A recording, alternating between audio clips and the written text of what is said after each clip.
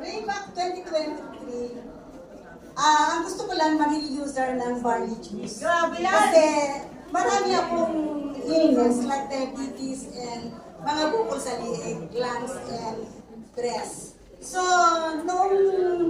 kasi gusto ko yung maranasan kung talaga bang yung JC Barley ay talagang nakakagali. So, dito na-realize ko yung mga health benefits talagang napakaganda. Kasi, nag-normal level yung diabetes ko, and then nawala yung bukol ko. Yes.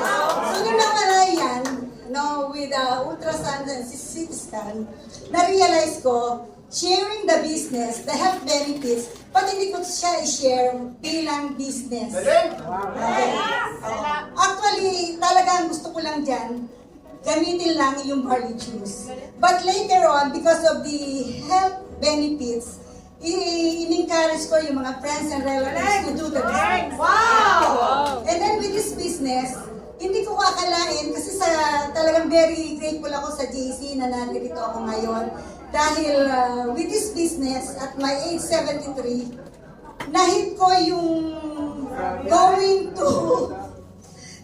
to Hong Kong, Thailand, and then yung last natin, Switzerland.